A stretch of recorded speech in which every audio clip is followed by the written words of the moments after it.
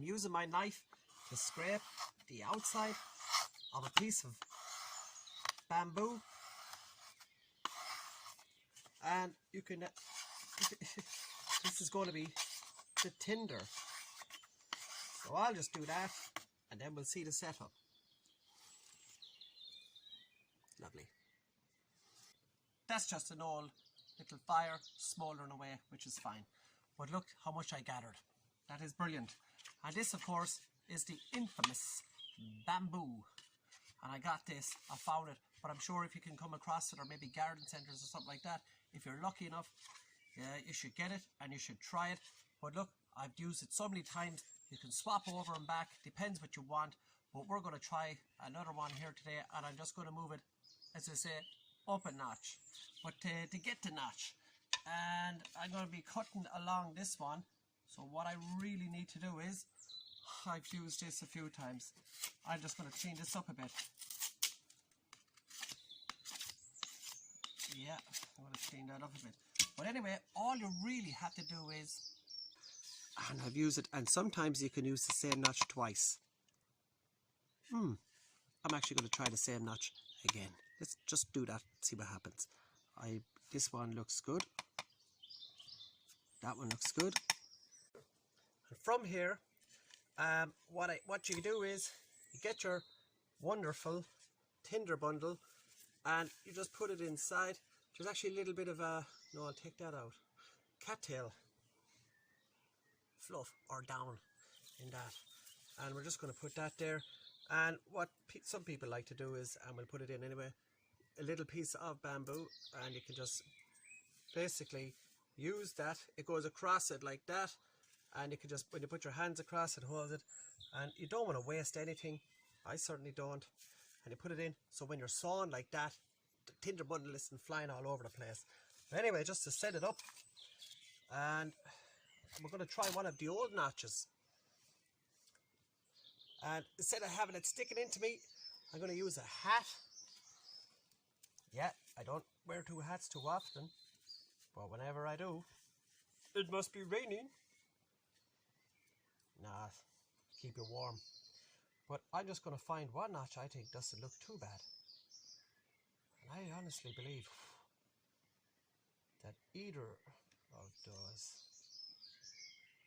Okay, and we're going to just see, reuse a notch. Same principle. Oh, but you want to know how to cut out a notch. Okay, let's just see how this goes.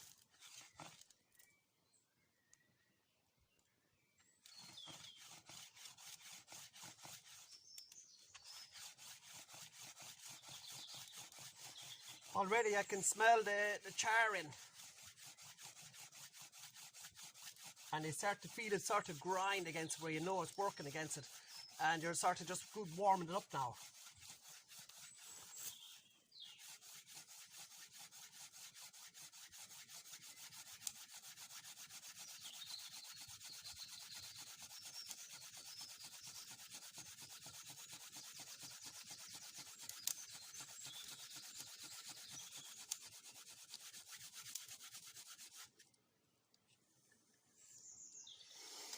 When I see smoke, it's to keep it smoke.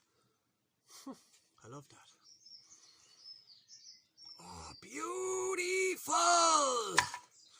Man, I'm a happy camper.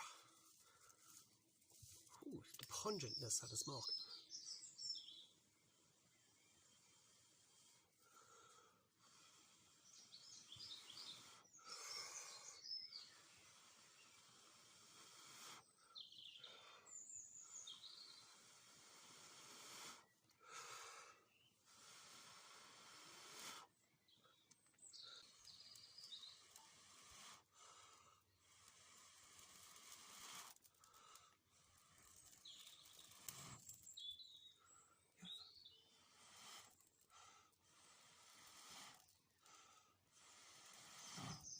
Let's get the fire going.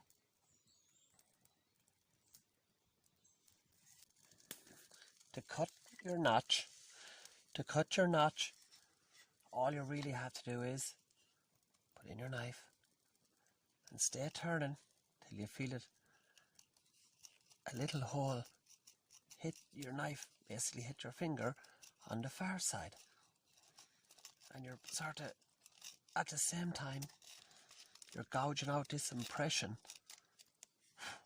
that will actually hold the ember there.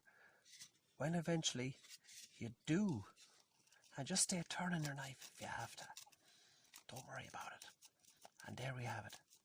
You can see the little dot where the knife has come out, and then I just like to carve just a little V.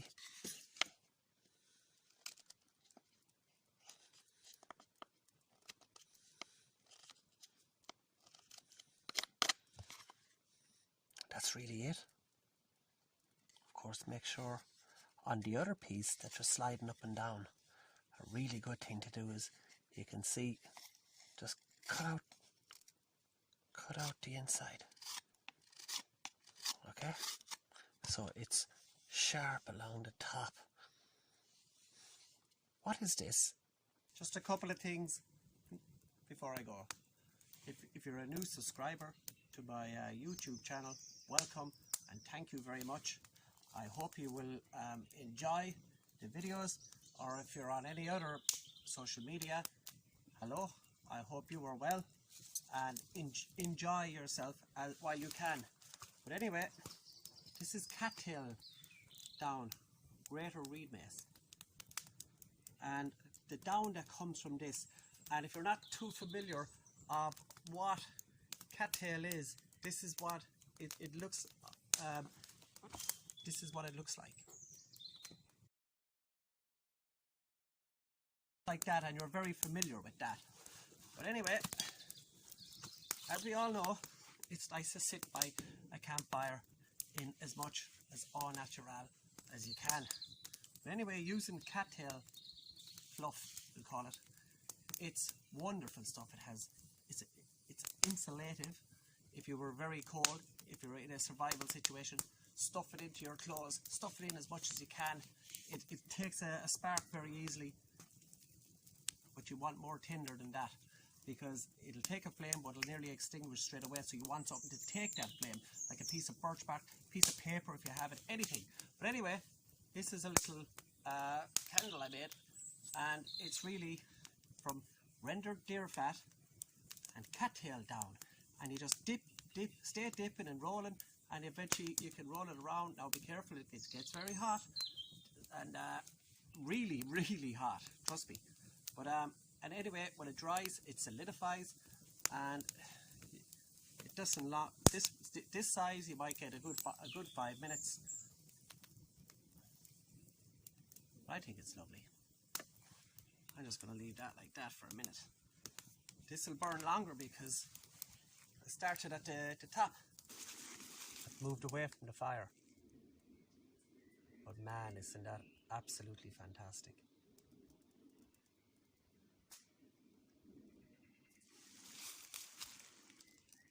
I like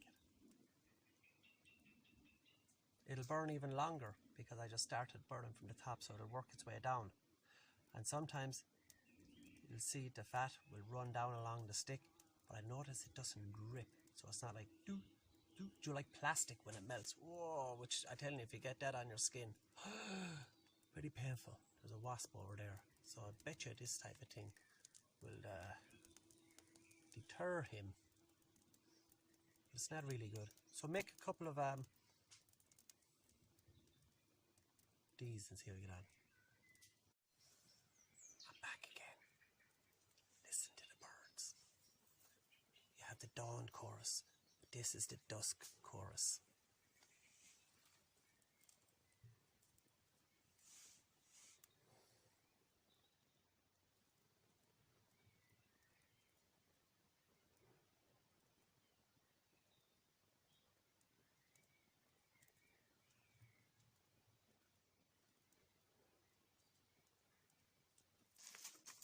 As you see, I have blown it out and it stays smouldering away. So yes, I guess we're all thinking it can be used in the same ideas as charcloth, or you could travel with it and use it as your travelling fire, or you could just quench it and relight it. Brilliant. Before I go, one thing I suppose we're going to all ask ourselves is, how would these things stand up against in a gale or a breeze? Not too heavy, obviously.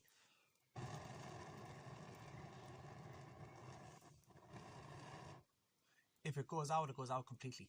So I'm just going to say goodnight, and I hope to see you all soon, and I hope you all keep well. Keep doing what you're doing.